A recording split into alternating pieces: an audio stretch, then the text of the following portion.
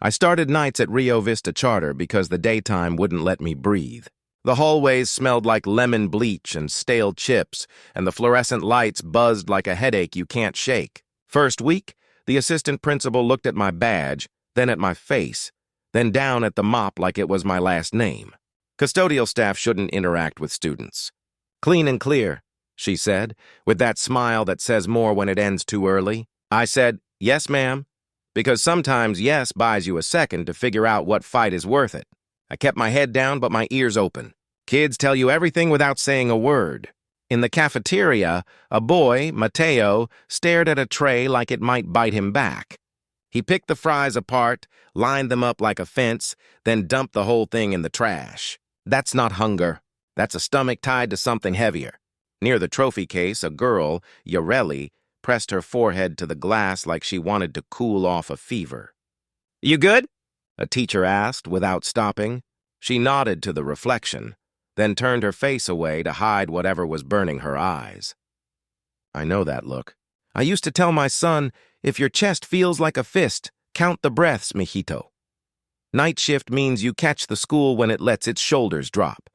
The music posters curl off the cinder block, the copier clicks like a restless mouse, and the office gossip rides the air vents.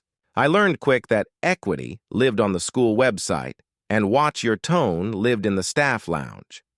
Brooke, the PTA president with pearls that looked heavy, waved a flyer in my direction like I'd fetched the printer jam. "Sweetie, be a darling," she said, then flinched when my hand brushed hers accidentally, like my accent was catching. "Thanks," I said. Not because I meant it, because I didn't feel like teaching manners at midnight. In the boys' bathroom, the sink coughed rusty water. I wrote it up, no one came. Next night, I borrowed a wrench from Mr. Patel, the security guard who keeps chamomile tea bags in his pocket for nervous teachers, and fixed it myself. He didn't ask how I knew. He just said, "Some folks are paid to look," and went back to checking doors. I kept finding tiny things kids leave behind when they want to be found. A broken hair clip shaped like a butterfly. A piece of a notebook cover with "Tell Somebody" scratched in gel pen. A Loteria card flattened under a locker, La Estrella, creased and soft like it had been held too tight. I slid the card into my badge sleeve. A star for when I forget where I'm going. My first run-in with the principal, Ms. Whitman, was over a smell. I'd warmed a leftover tamal in the break room microwave at 10:40 p.m., and the canela from the cafecito I brewed in my thermos snuck under the door. She appeared like the smell had tripped an alarm. "Food is for daytime staff," she said, eyes scanning my uniform like it was a problem she could solve with an email. "Yes, ma'am," I said again. She tilted her head at the word "ma'am," like I'd committed a small crime, and then smiled to show me she was letting it slide. I'm not proud to say this, but I opened my thermos anyway when she left and let the cinnamon steam my face. Sometimes you break the rule that breaks you first. In the cafeteria, Tia Rosa, the woman who can feed 300 kids with 2 ovens and prayer, slid a leftover concha into my palm when no one was looking. "Pa la noche," she whispered. "For the night." I told her I wasn't supposed to. She shrugged. "Then eat fast." There's a kindness you only learn in kitchens, the kind that doesn't ask for thanks, just watches to make sure your hands stop shaking. People like Brooke look at uniforms and think we came broken. They don't know some of us chose silence because it keeps the fire pointed forward. At 11:30, I heard crying in the dark hallway behind the auditorium. The sound bounced off the lockers like it was looking for a soft place to land. Yareli again, knees to her chest, hoodie up. I wanted to sit, but I remembered the rule that said I couldn't, so I swept the floor slowly near her and talked to the dust. "Some days drag their feet so hard they scuff your heart," I said, like I was alone. The crying slowed. "Tomorrow's cafecito day," I told the broom, "with canela and orange peel if I can find it cheap." I don't know if she believed me. I don't even know if I believed me. But sometimes hope needs to hear itself out loud first. On my way back to the closet, the assistant principal caught me, eyes on the broom like it was a weapon. "You're not here to counsel," she said, chewing the words like they were stale. "If a student needs help, they can submit a ticket." I nodded like tickets fix empty fridges, panic attacks, and dads who don't come home. When she left, I pressed La Estrella against my chest through the badge. "Noted," I whispered. In the closet, I stared at the cheap toaster oven I'd picked up at a yard sale for $10, the one I'd told myself was a bad idea. I thought of Mateo's untouched lunch and Ureli's wet sleeves and my own kid falling asleep once with his jaw clenched so tight I could hear his teeth click. "Okay," I said to nobody. "Rules are rules. And kids are kids." I plugged in the oven, set it to warm, and tucked 3 store-bought conchas inside, like they were a secret I wasn't ready to tell. If anyone asked tomorrow why the hallway smelled like home, I'd say the bleach was cinnamon-scented. People believe what keeps them comfortable. Me? I was done pretending comfort was the same thing as care. The nights piled up like folded chairs after a school dance. Quiet, heavy, routine. You'd think silence is peaceful, but in schools it's a different animal. Silence at midnight is kids' laughter vacuumed out, walls that forget what they're for. But I started listening deeper, to the hum of machines and the little ghosts of the day. It wasn't nothing. It was leftover pain that no one stayed late enough to clean. I learned where the school's heart skipped. The cafeteria where kids ate like they were racing against a clock, not hunger. The detention room where every desk had grooves carved from restless fingernails. The counselor's office stacked with folders, locked up like secrets no one had time to open.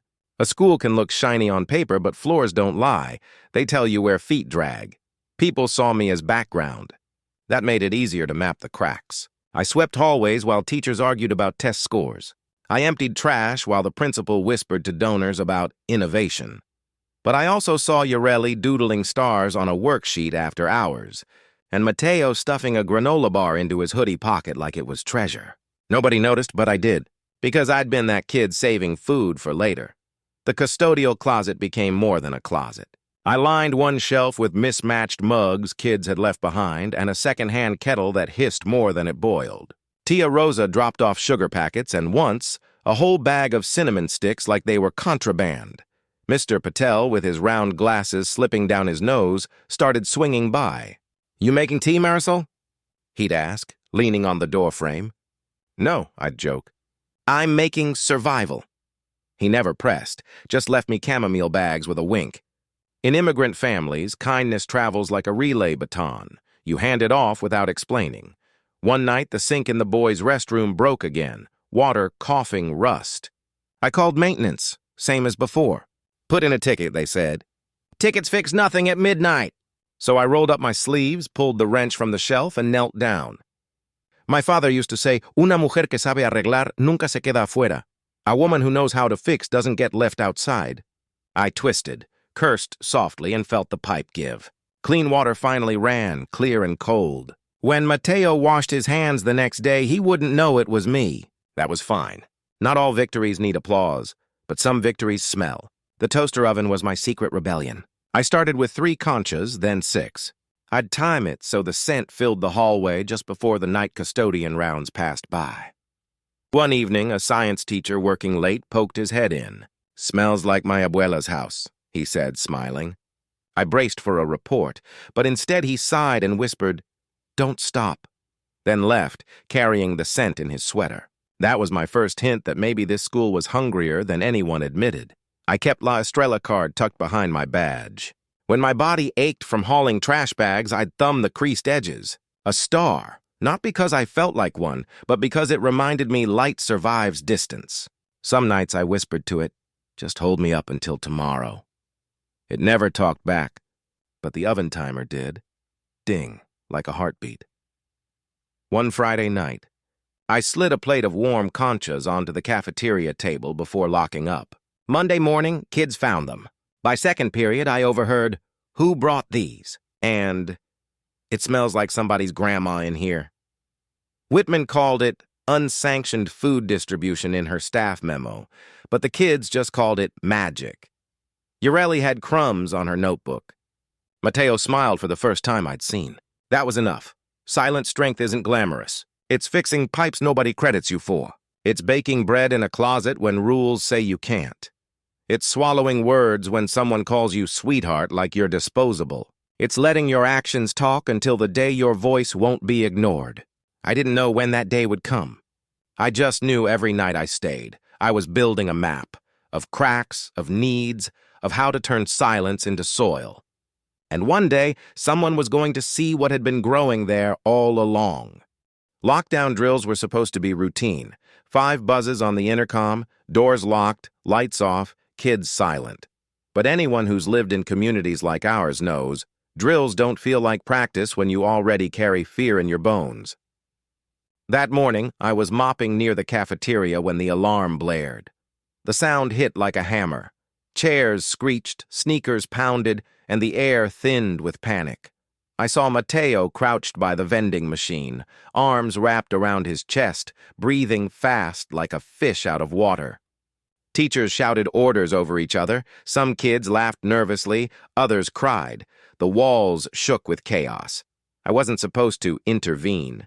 Custodial staff are invisible during drills. But when I saw Mateo's lips turning pale, my body didn't wait for permission. I wheeled my cart, the one I'd been slowly converting from a janitor caddy into a makeshift cafecito cart, straight into the cafeteria. The teachers froze. A custodian wasn't supposed to lead anything. But kids don't care about job titles when their lungs feel like they're closing. I crouched next to Mateo. "Mijo, count with me. 1 stir, 2 stir, 3. I pulled out the tiny thermos I'd hidden, poured warm cinnamon milk into a paper cup, and set it in front of him. "Smell it. Not too close. Just breathe." His shoulders trembled, then slowed. His breaths synced with my counting. 1, 2, 3. The room shifted. Other kids peeked out from under tables. Yoreli edged closer, clutching her hoodie string. "Can I?" she whispered. I nodded, handed her another cup. Same thing. 1 stir, 2 stir, 3. She closed her eyes, inhaled. The crying softened. I don't know if you've ever felt a whole room tilt at once, but that's what happened. The noise didn't stop because I demanded it. It stopped because one small ritual, the smell of cinnamon and the rhythm of stirring, gave everyone something realer to hold on to than fear. A teacher whispered, "What is this?" half in awe, half in suspicion. Before I could answer, the double doors banged open. Principal Whitman strode in, heels clicking like a metronome of control. She took one look at the mugs, the cart, the kids crowded around me. "What exactly do you think you're doing?" she said, her voice slicing through the quiet. I stood, wiping my hands on my uniform. "Helping them breathe," I answered, plain and steady. Her eyes narrowed. "This is a lockdown drill, not a fiesta. You are not authorized to serve food or interact with students. Step away immediately." For a second, I thought I'd ruined everything. That maybe she was right. I was just a night custodian with a hidden toaster oven.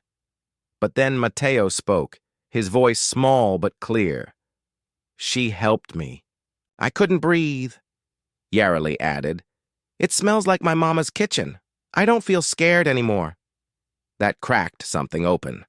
A dozen other kids murmured agreement. One teacher, Mr. James from science, said, "Honestly, it worked better than any drill script we've had." Whitman's face flushed. She turned to me, her voice sharp but trembling underneath. "Who gave you permission to improvise therapy?" And that's when I let the truth out. My voice didn't shake. Before this job, I ran a program in El Paso for kids who lost parents to deportation raids. We cooked together, we built rituals so they wouldn't drown in silence. It wasn't fancy, but it kept them alive. I didn't stop doing it because I forgot how. I stopped because funding did. The cafeteria went still. Even the buzz of the fluorescent lights seemed to pause. A parent volunteer had been filming on her phone. I caught the red recording dot, but I didn't flinch. For once, I wasn't hiding. Whitman sputtered, This is not professional. We have policies, liability."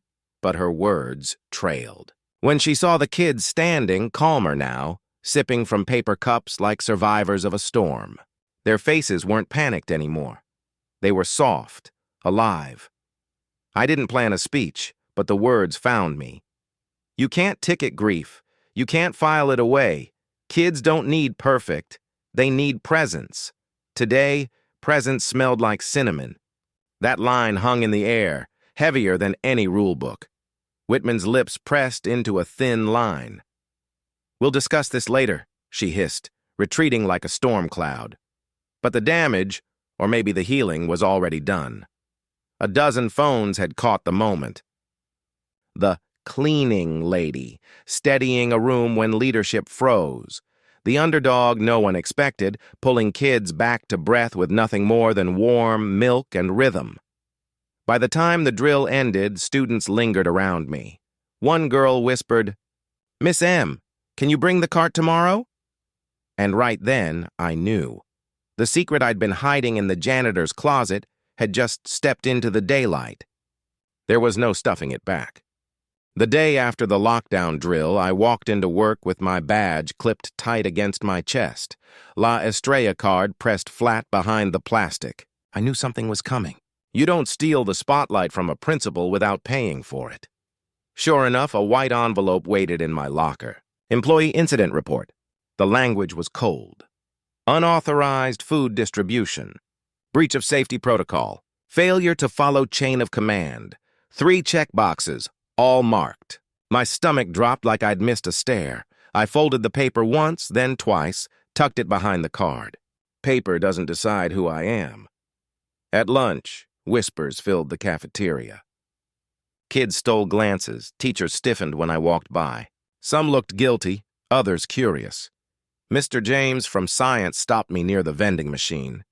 "Marisol," he said quietly, "that moment yesterday, it worked." "Don't let her bury it." His voice cracked like he'd been waiting years to say something true, but not everyone saw it that way. Brooke Lang, the PTA president with pearls too bright for fluorescent lights, cornered me in the hallway. "Sweetheart," she started, syrup dripping from every syllable, "custodians should know their lane. Liability is a serious matter. What if a child had allergies? What if your concoction sent someone to the ER? Think about that." She tilted her head, smirk sharp enough to cut paper. I bit the inside of my cheek, kept my face steady. Brooke didn't care about allergies. She cared about control. "Thank you for your concern," I said, voice flat. "My mother used to say, 'Kill their arrogance with silence. It bruises longer than words.'" That evening, Mr. Patel handed me a styrofoam cup of chai. "Don't break, Hermana," he murmured. "They're rattled because kids trust you more than the script." His eyes softened behind his crooked glasses. That's power. Power felt like a dangerous word. But the kids didn't hesitate. They slipped drawings under my mop cart. Hearts, stars, one crayon picture of me holding a steaming mug with "Gracias, Miss M." Urelli taped a sticky note to my locker. "You made me breathe." Mateo started eating half his lunch instead of tossing it. Quiet wins, invisible to spreadsheets, loud in the hallways. And then came the email. From Superintendent Dr. Hinojosa himself. Short, clipped sentences. "I saw the video. We need to talk. Tomorrow, 8 a.m. I barely slept." The next morning, I sat outside his office, hands folded in my lap, staring at a wall of framed diplomas. When he finally waved me in, he didn't offer small talk. He slid his glasses off, polished them, and asked, "Do you realize how many parents sent me that video?" I braced. "Sir, I didn't mean—" He cut me off, palm raised. "No, listen." They weren't complaints. They were thank yous. They said, for the first time, their kids came home from a drill not shaking. I blinked. Words tangled in my throat. He leaned forward. "This district talks equity all day, but we measure it with charts. What you did, smell, rhythm, presence, doesn't fit a chart. But it works. I want to test something. A morning program. Short, simple. We'll call it La Mesa Abierta. You'll lead it. Officially." My pulse hammered. "Sir, I'm just—" "Not just," he interrupted. "Don't downplay yourself. I've read your file. Community educator, culinary therapy training. You've been under a mop title because that's what we budgeted, not because that's all you are. Let me fix that." I sat stunned. For months I'd been swallowing rules, hiding skills in a janitor's closet. And here was the superintendent, saying the thing I'd almost forgotten. "You are more than the uniform." When I walked back into Rio Vista that afternoon, kids crowded me with questions. "Miss M, are you in trouble?" Miss M, can we do the cinnamon thing again? I crouched low so they could hear the truth in my voice. I'm not in trouble. We're building something new. Together. The hall buzzed with curiosity, the kind you can't silence with memos. Whitman passed by, lips tight, pearls at her throat like armor. She didn't speak, but her eyes said enough. She knew her grip was slipping. That night, I pulled La Estrella from my badge and held it under the yellow glow of the closet light. A star for when you forget where you're going, I whispered. We're on the map now. And for the first time since I'd started nights, I believed it. The first morning of La Mesa Abierta felt like standing on a stage without a script. The cafeteria, usually echoing with plastic trays and half-shouted orders, sat in a strange kind of stillness. A circle of folding tables had been pulled together. And in the center I placed the little things I trusted most, a kettle of warm milk, a bowl of sugar, cinnamon sticks tied with twine, and a deck of worn Loteria cards. The kids trickled in, unsure. They'd been told it was optional morning reflection. Optional in middle school usually means no one shows. But then Mateo came, hands in his hoodie, eyes darting.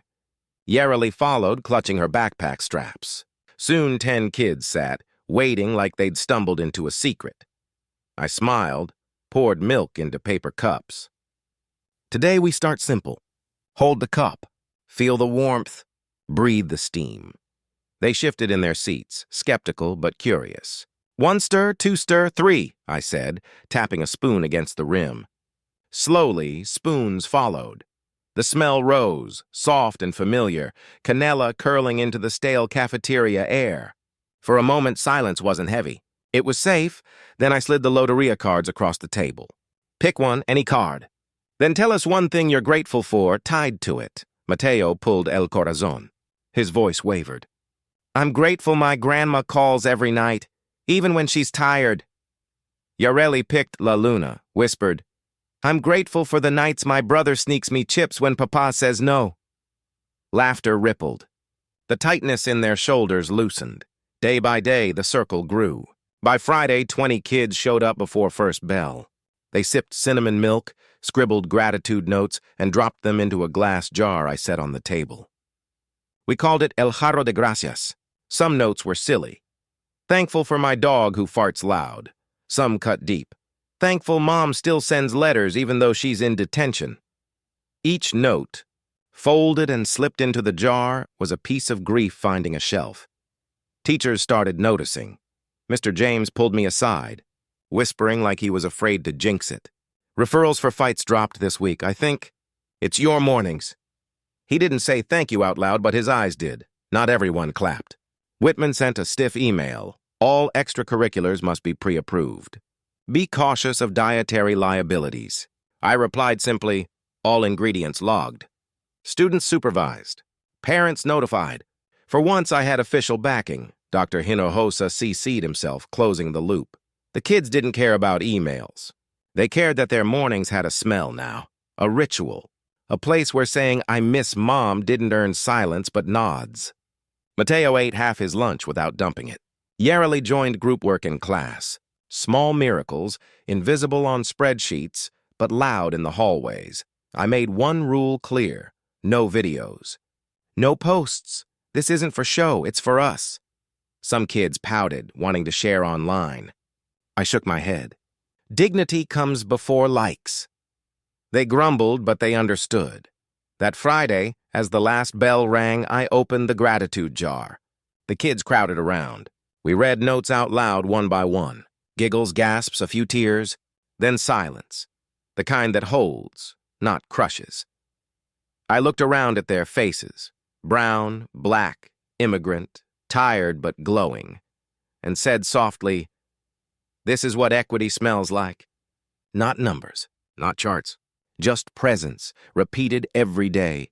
And for the first time, I saw the cafeteria breathe, not with panic, not with hunger, but with life. Good things never sit quietly. By the third week of La Mesa Abierta, the cafeteria felt different, lighter, almost like it remembered what it was built for. Kids arrived early, cups steaming in their hands, dropping gratitude slips into the jar. Teachers whispered that mornings felt calmer, that the first bell wasn't a war zone anymore, but peace draws enemies. Brooke Lang showed up one morning, pearls flashing, clipboard clutched like a weapon. She circled the table like a hawk, eyes narrowing at every cup, every cinnamon stick. "Are you certified to serve food?" she asked loudly so the kids would hear. "Do you have allergy waivers on file? Do you understand the liability here?" The kids froze. Mateo's spoon hovered mid-stir. I kept my tone steady. "All parents notified. Ingredients logged. Milk, sugar, cinnamon. Nothing hidden." Brooke sniffed, scribbled something, then turned on her heel. Her perfume lingered longer than her presence, sourer than bleach. That afternoon, Whitman called me into her office. She didn't ask me to sit. On her desk sat the toaster oven, unplugged, its cord wrapped like a noose. "This," she said, tapping the metal top, "is a fire hazard, a violation of district safety code. Effective immediately, it's confiscated." I kept my face neutral, though my stomach clenched. That oven had been my secret doorway, the thing that brought warmth into cold mornings. Without it, the smell, the ritual. It felt like she'd cut the thread. "You've been lucky Superintendent Hinojosa hasn't shut this down entirely," she continued, voice sharp. "But I won't allow rogue operations in my school. You're here to clean, not to improvise therapy." I swallowed hard. Arguing would only feed her power. "Understood," I said. Back in the closet, the shelf where the oven sat was bare. I pressed La Estrella card against my chest, whispering, "Stars don't need ovens." That night I scribbled in my notebook, ideas that didn't need heat. Orange peel oils rubbed into hands, chair percussion rhythms, breathing exercises tied to clapping games. Maybe rituals didn't have to rise in the oven. Maybe they could rise in the body. Still, the loss stung. At the next morning circle, the kids noticed right away. "Where's the bread?" Yareli asked, eyes wide. I smiled, held up a bowl of orange slices. "Today we make music instead of smell. Peel, breathe, clap." Their faces shifted, skeptical, then curious. Soon the cafeteria filled with a different rhythm. Peels tearing, hands clapping, laughter skipping beats. Whitman thought she'd shut us down. But what she didn't understand was this. Rituals don't live in machines. They live in people, and once kids taste dignity, you can't confiscate it with a toaster oven. Losing the oven felt like losing a voice, but kids don't wait for grief to pass politely. They show up anyway, eyes expectant, backpacks sagging. I had to give them something, so I improvised. Instead of bread, I brought a small bottle of orange peel oil and cotton balls. "Press it, smell it, count 3 breaths," I told them. At first they giggled, wrinkling noses, but then they quieted, letting the citrus lift the morning fog. We clapped rhythms on the tables, syncing palms like heartbeats. We made a game out of gratitude slips. Read one, pass it like a hot potato until someone laughed. The cafeteria didn't smell like conchas anymore, but it pulsed with sound and presence. Teachers peeked in, curiosity softening into respect.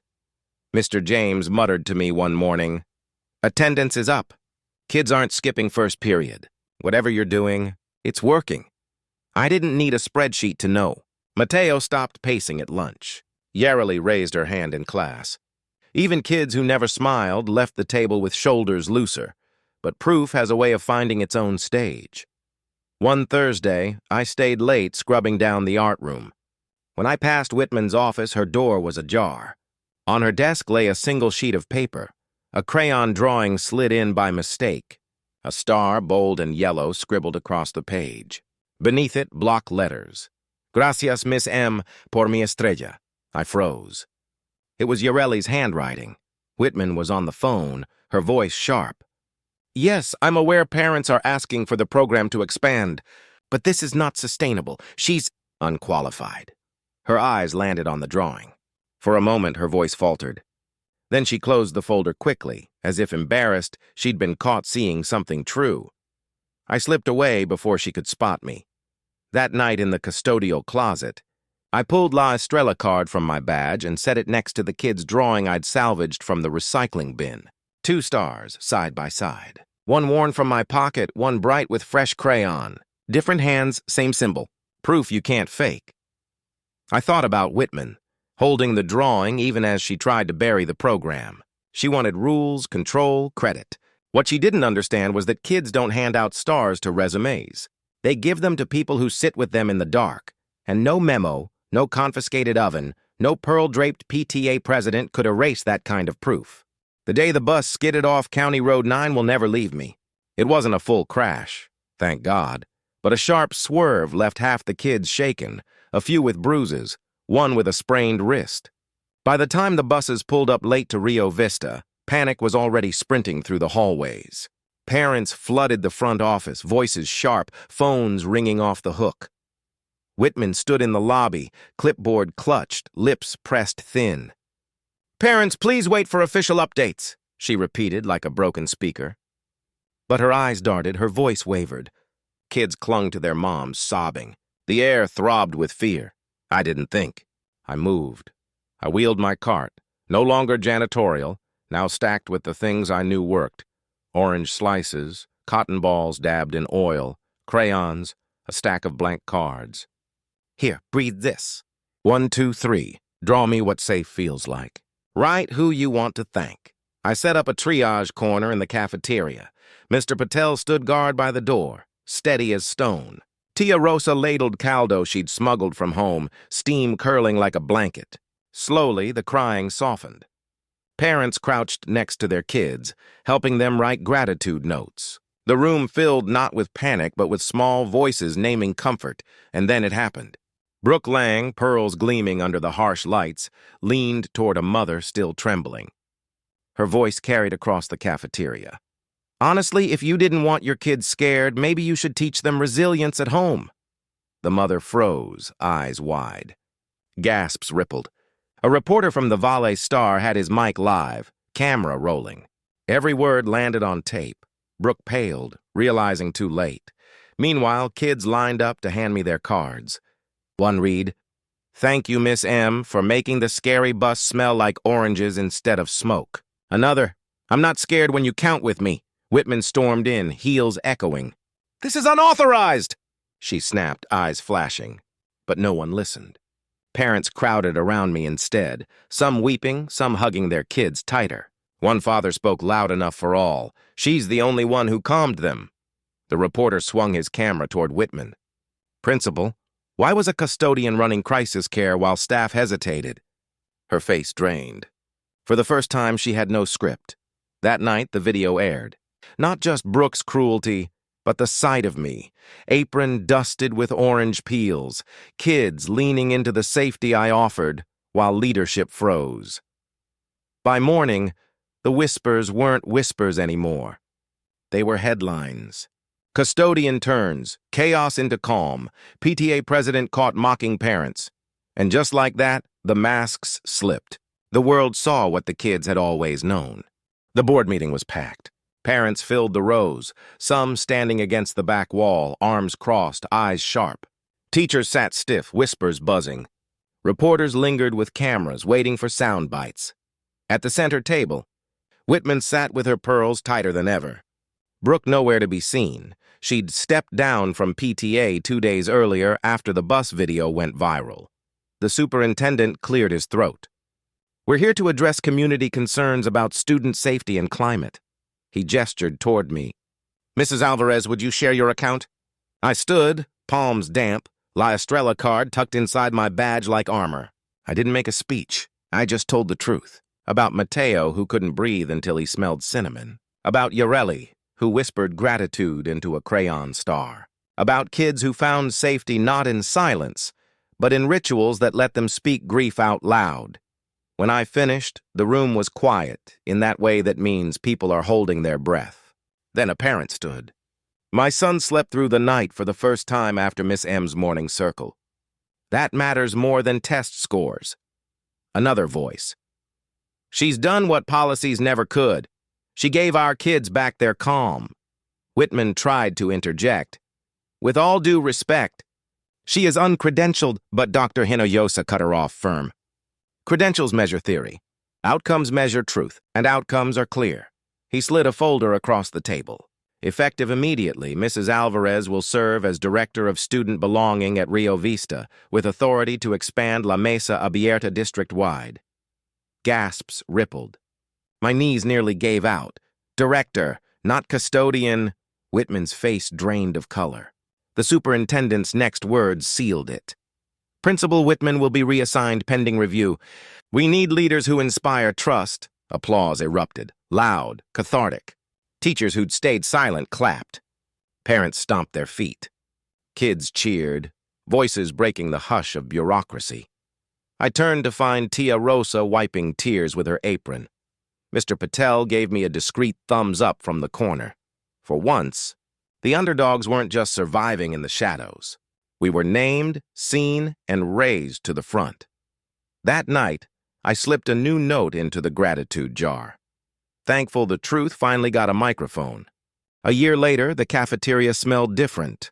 Not bleach, not panic, canela and orange peel every morning. The gratitude jar stood taller now, a glass pillar stuffed with folded notes. Kids slipping them in before first bell like prayers no one had to whisper. La Mesa Abierta had spread across the district. 5 schools, then 10. Each with its own flavor. One had tamarind tea instead of cinnamon milk. Another used drums instead of claps. But the rhythm was the same. Presence before performance. At Rio Vista, I watched Mateo help a new 6th grader stir her cup. Count with me, he said softly. 1, 2, 3. She nodded, shoulders loosening. Yarely taped her latest drawing, a star bigger than her hand, onto the wall above the jar. For everyone to see, she told me. The old oven never came back. I didn't need it. The rituals had outgrown machines. Whitman's name was barely spoken now. People remembered her pearls, her clipped voice, but the kids, they remembered the mornings when silence no longer pressed on their chests. Brooke had vanished from PTA gossip, replaced by parents who sat at the table instead of circling it. One afternoon, a boy I didn't know slipped me a note folded into fourths. I unfolded it carefully. In shaky handwriting, I ate today. I stayed. I pressed the paper to my chest, next to La Estrella card still riding behind my badge. Some victories shout. Others whisper so soft you almost miss them. This one whispered, "The kids are safe now." That night, as I locked up, I lingered in the cafeteria doorway. The jar glowed under the flickering light, stuffed with stars and thanks. And for the first time, I let myself believe. We had turned silence into soil, and something alive was growing. At its heart, this story reminds us that dignity is not granted by titles, uniforms, or credentials. It lives in the simple acts of presence, compassion, and courage. Many of us have walked through environments where silence was safer than truth, where prejudice or rigid rules pushed humanity into the background. But silence can suffocate, and only when someone dares to break it, often quietly, with kindness rather than anger, do others begin to breathe again. Whether it's a workplace, a family, or a community, we all carry the power to turn cold spaces into living ones by honoring memory, listening with patience, and standing with those overlooked. Justice is not always loud. Sometimes it's the steady rhythm of small rituals that restore a person's worth. If this story touched you, share your reflections in the comments, or tell us about a time you witnessed prejudice challenged by simple courage. Don't forget to hit the like button to support stories that matter, and subscribe so you won't miss more dramatic and thought-provoking lessons. May you find peace after chaos, warmth after silence, and the strength to recognize your own light, and never forget to pass it on.